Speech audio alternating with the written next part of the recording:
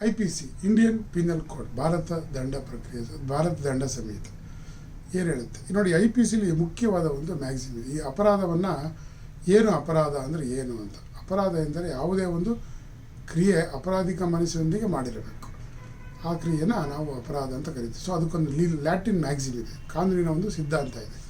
Latin ಭಾಷೆಯಲ್ಲಿ acts as non ಫ್ಯಾಸಿಟ್ರಿಯಮ್ ನಿಸಿ ಮೆನ್ಸಿಟ್ರಿಯಾ. I repeat, acts as ನಾನ್ ಫ್ಯಾಸಿಟ್ರಿಯಮ್ ನಿಸಿ ಮೆನ್ಸಿಟ್ರಿಯಾ ಅಂದರೆ the act it self does not constitute A crime unless coupled with evil intention ಅಂತ. ಅಂದರೆ ಯಾವುದೇ ಒಂದು ಕ್ರಿಯೆ ತನ್ನಂತಾನೇ ಅಪರಾಧವಾಗುವುದಿಲ್ಲ, ಆ ಕ್ರಿಯೆಯು ಅಪರಾಧಿಕ ಮನಸ್ಸಿನೊಂದಿಗೆ ಇರದ ಹೊರತು. ಅಂದರೆ ಒಂದು ಅಪರಾಧ ಅನ್ನೋದನ್ನು ನಾವು ಒಂದು ನಾಣ್ಯ ಅಂತ ಪರಿಗಣಿಸಿದರೆ ಅಪರಾಧಿಕ ಮನಸ್ಸು ಮತ್ತು ಕ್ರಿಯೆ ಈ ನಾಣ್ಯದ ಎರಡು ಮುಖ, ಇವೆರಡಿದ್ದನೇ ಆಗೋದು. ಅಂದರೆ ಆಕ್ಟಸ್ ರಿಯಸ್ ಇರಬೇಕು ಮತ್ತು ಮೆನ್ಸ್ ರಿಯಾ ಅಂತ ಇರಬೇಕು. ಪರೀಕ್ಷೆಯಲ್ಲಿ ಏನು ಮಾಡ್ತಾರೆ, ಆಕ್ಟಸ್ ರಿಯಸ್ನೇ ಕೆಲವು ಸರಿ 8 ಮಾರ್ಕ್ಸ್ ಕೇಳ್ತಾರೆ, ಅಂದರೆ ಅಪರಾಧಿಕ ಕ್ರಿಯೆ. ಮೆನ್ಸ್ ರಿಯಾ ಅಪರಾಧಿಕ ಮನಸ್ಸನ್ನೇ 8 ಮಾರ್ಕ್ಸ್ ಕೇಳ್ತಾರೆ. ಅಥವಾ ಎರಡು ಕ್ಲಬ್ ಮಾಡಿ ಆಕ್ಟಸ್ ರಿಯಸ್ ನಾನ್ ಫ್ಯಾಸಿಟ್ರಿಯಮ್ ನಿಸಿ ಮೆನ್ಸಿಟ್ರಿಯಾ ಎಕ್ಸ್ಪ್ಲೈನ್ ಅಂತ ಕರೀತಾರೆ.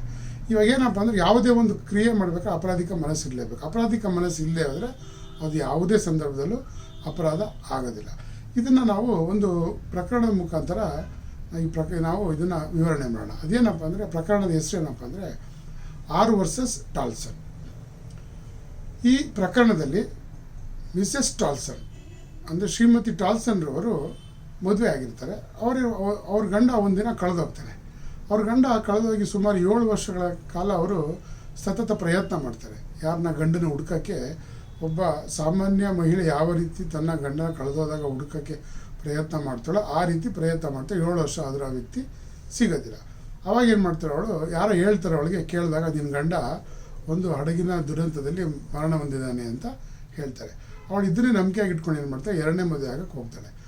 ಅವಳು 2ನೇ ಮದುವೆ ಆಗಬೇಕಾದ್ರೆ ಯಾವ ವ್ಯಕ್ತಿ ಜೊತೆ 2ನೇ ಮದುವೆ ಆಗ್ತಿರ್ತಾಳೋ ಆ ವ್ಯಕ್ತಿಗೆ ತನ್ನ ಹಿಂದಿನ ಪೂರ್ವಾಪರೆಲ್ಲ ತಿಳಿಸ. ಅಂದರೆ ನಾನು ಮದುವೆ ಆಗಿದ್ದೆ, ನನ್ನ ಗಂಡ ಈ ಥರ ಕಳೆದೋದ, ಬರಲೇ ಇಲ್ಲ, ಅದಾದಮೇಲೆ 7 ವರ್ಷ ತನಕ ಅವನ್ನ ನಾನು ಕಷ್ಟಪಟ್ಟು ಹುಡುಕ್ದೆ, ಎಲ್ಲ ಪ್ರಯತ್ನ ಮಾಡಿದೆ, ಅವ್ನು ಸಿಗಲಿಲ್ಲ, ಕಡೆಗೆ ಯಾರೋ ಹೇಳಿದ್ರು ನಿನ್ನ ಗಂಡ ಹಡಗನ್ನ ದುರಂತ ಸತ್ತೋದ ಅಂತ, ಆದ್ದರಿಂದ ನಾನು ಇನ್ನೂ ನಿನ್ನ ಮದುವೆ ಆಗ್ತಾಯಿದ್ದೀನಿ ಅಂತ ಅವನ ಮುಂದೆ ಎಲ್ಲ ತಿಳಿಸಿ ಅವಳನ್ನು ಮದುವೆ ಆಗ್ತಾಳೆ.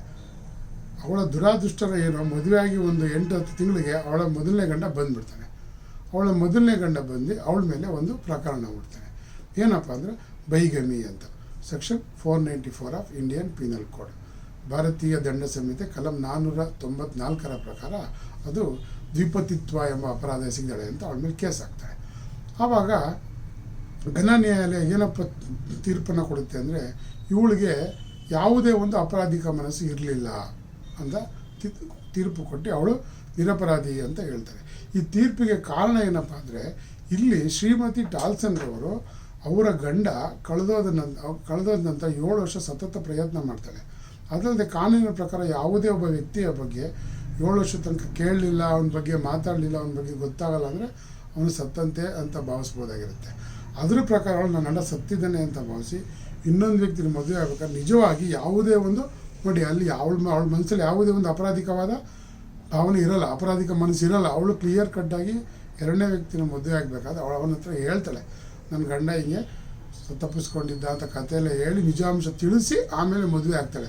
ಈ ರೀತಿ ನಿಜಾಂಶ ತಿಳಿಸೋದು ಏನು ಸೂಚಿಸುತ್ತೆ ಅಂದರೆ, ಅವಳ ಮನಸ್ಸಿನಲ್ಲಿ ಯಾವುದೇ ಆದ ಒಂದು ಅಪರಾಧಿಕವಾದ ಭಾವನೆ ಇರಲಿಲ್ಲ, ಅಥವಾ ಅವಳ ಮನಸ್ಸು ಅಪರಾಧ ಮಾಡಬೇಕು ಅನ್ನೋ ಮನಸ್ಸಿಂದ ಕೂಡಿರಲಿಲ್ಲ. ಆದ್ದರಿಂದ ಅವಳು ಯಾವುದೇ ಒಂದು ಅಪರಾಧ ಮಾಡಿಲ್ಲ ಅಂಥೇಳಿ ಘನ ನ್ಯಾಯಾಲಯ ಅವಳಿಗೆ ನಿರಪರಾಧಿ ಅಂತ ಘೋಷಿಸುತ್ತೆ. ಆದ್ದರಿಂದ ಯಾವುದೇ ಪ್ರಕರಣದಲ್ಲೂ ಕೂಡ ಒಂದು ಅಪರಾಧವನ್ನು ಪರಿಗಣಿಸಬೇಕಾದರೆ ಆ ಅಪರಾಧದಲ್ಲಿ ಅಪರಾಧಿಕ ಕ್ರಿಯೆ ಇರಬೇಕು ಮತ್ತು ಅಪರಾಧಿಕ ಮನಸ್ಸಿರಬೇಕು. ಎರಡೂ ಇದ್ರೇ ಅಪರಾಧ ಆಗೋದು. ಎರಡರಲ್ಲಿ ಯಾವುದೇ ಒಂದು ಅನುಪಸ್ಥಿತಿ ಇದ್ರೂ ಕೂಡ ಅದು ಅಪರಾಧ ಆದರೆ, ಆದ್ದರಿಂದ ಅದನ್ನು ಆಕ್ಟಸ್ ನಾನ್ ಫ್ಯಾಸಿಟ್ರಿಯಮ್ ನಿಸಿ ಮೆನ್ಸಿಟ್ರಿಯಾ ಅಂದರೆ ಯಾವುದೇ ಒಂದು ಅಪರಾಧಿಕ ಕ್ರಿಯೆಯು ತನ್ನಂತಾನೇ ಅಪರಾಧವಾಗುವುದಿಲ್ಲ, ಅದು ಅಪರಾಧಿಕ ಮನಸ್ಸಿಂದ ಕೂಡಿಲ್ಲದ ಹೊರತು ಎಂದು ಈ ಒಂದು ಸಿದ್ಧಾಂತ ತಿಳಿಸುತ್ತದೆ.